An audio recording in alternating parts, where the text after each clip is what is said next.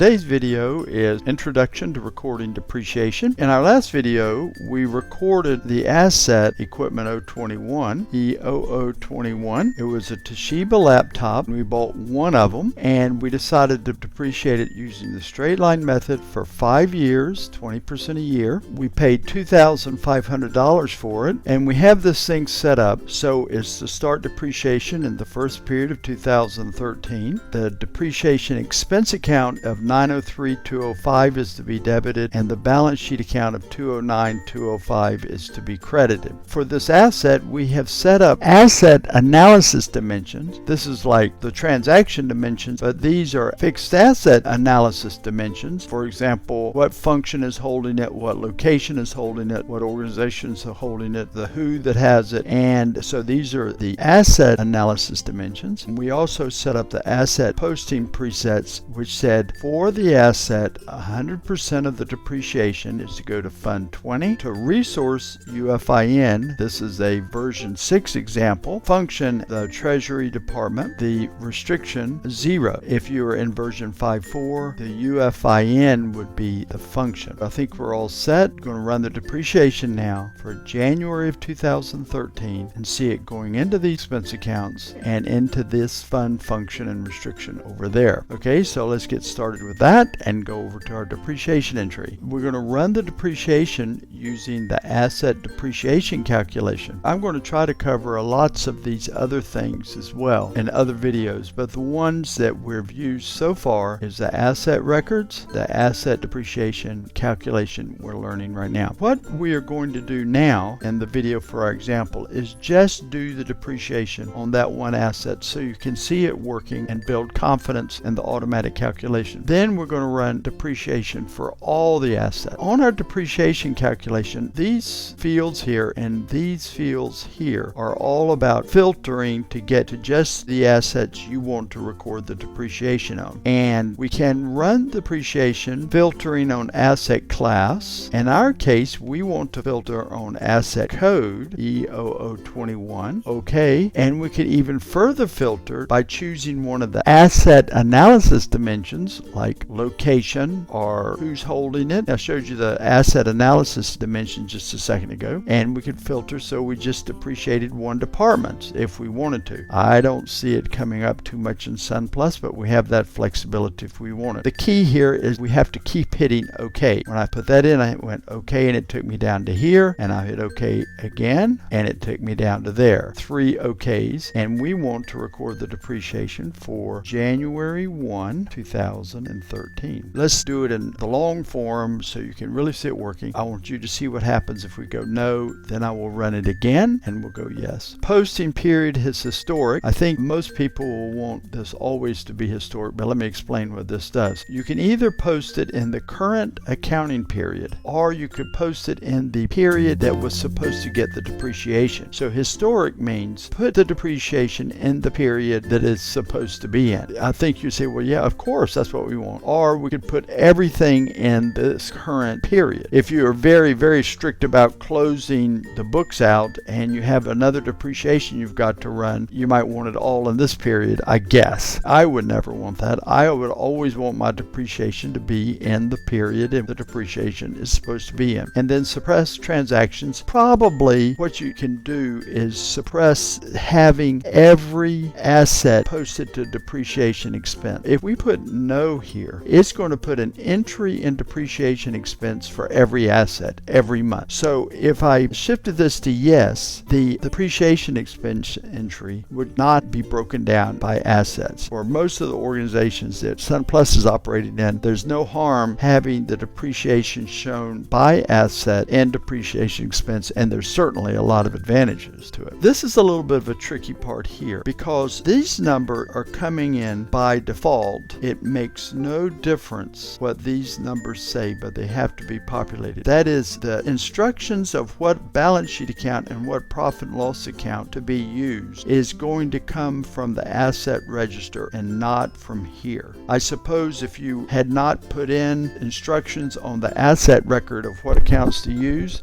I suppose that this would override it, but we're always going to do that. Okay, just to make sure you're clear on that, let's go over to asset record again. These instructions down down here on the asset record are overriding the instructions here on the depreciation page. So it doesn't matter much what you put in there, but it won't run if you don't have anything. This is asking, do we want to push together all of our entries as far as fund function restriction and asset record? And we're going to say no there. And so let's go ahead and go okay with this. And now remember, when we said post transactions, we said no. And let's look at what we get. And so I did okay, nothing happened. The Sun Plus world often print is like the instruction run. So we go print. It takes us to this where we just want to view the report. We go okay. So it's reading the asset data. It took a second for it to come up. And so let's see what we have here, making two reports, and you see what it's done here. It has said that we want to depreciate. It's taken this information here for the asset, and it wants to make a depreciation entry for $41.67. $41.67. So let's see if it's calculating it right. So I just open up Excel here. All right, so we've got 2,500, and what we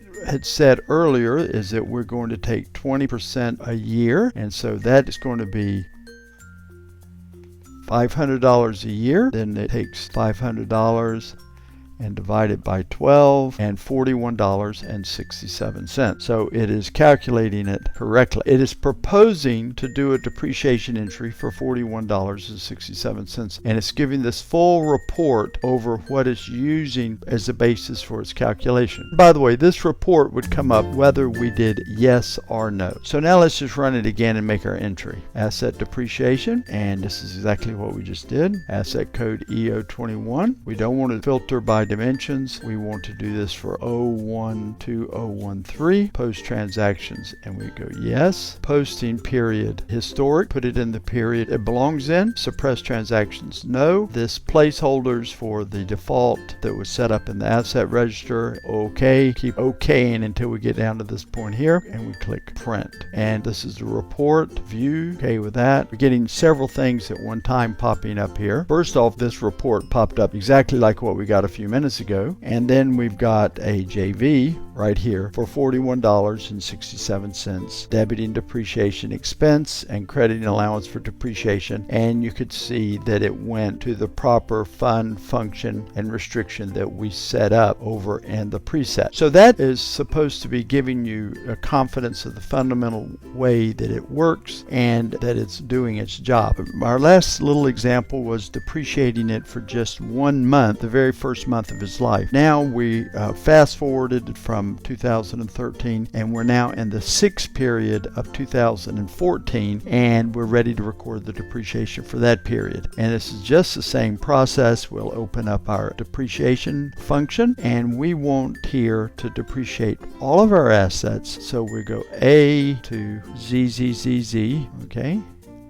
We're not trying to filter and capture just certain assets by where they're located or who has them. So we could skip this part, and we're going to do the depreciation now for June of 2014. You haven't seen that we did run the depreciation for May of 2014, and now it's time to do June. And we want to go ahead and post the transactions, and we want to put the depreciation in the right period, and we're not going to suppress any transactions. And we have these accounts here, but they're irrelevant. The right accounts are being picked up from the asset register. So in this case, we're depreciating buildings and equipment and vehicles, and it looks very deceiving here as if it's going to go to these wrong accounts. This is the allowance for furniture and equipment, but it's not going to go to 209, 205. It's going to go to whatever we set up in the fixed asset record down here is what's going to govern it. And so we're good to go, and we go okay. We're not going to consolidate the profit and loss. Every entry goes on its own. We'll print. Not much to do here. We have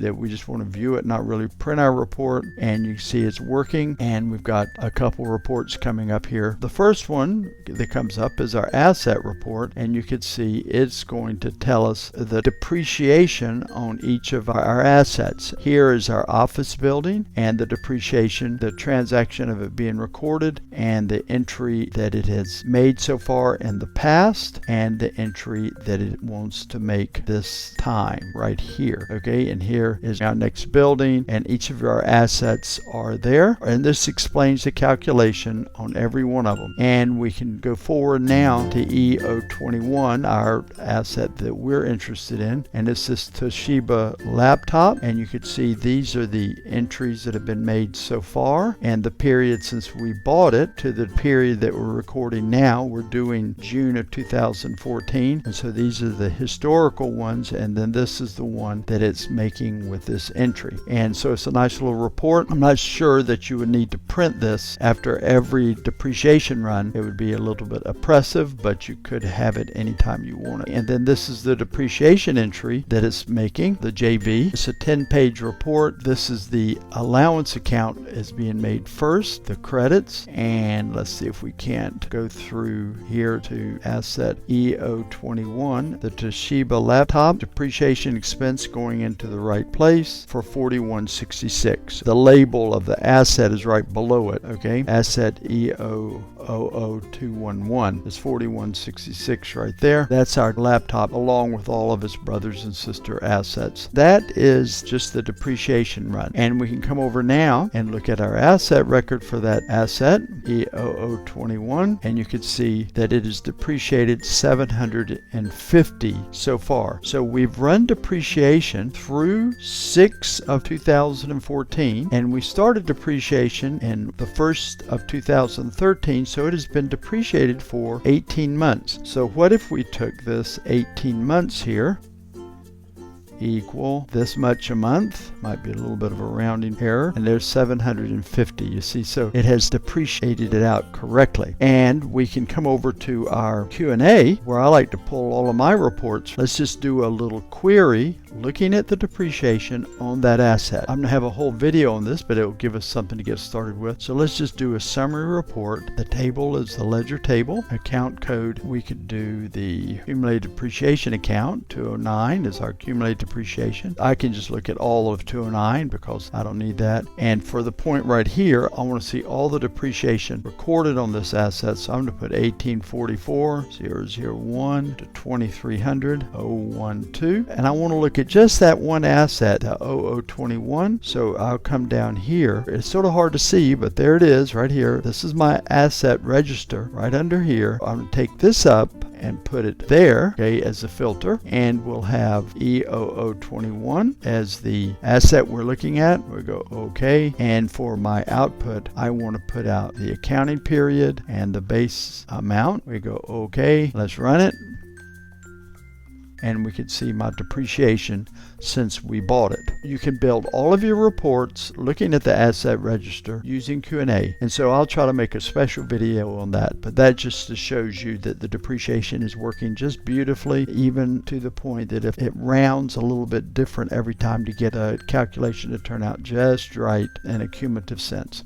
So thank you for watching, and we will pick up our series on fixed assets with the next video. Make sure you stay tuned, and thank you very much.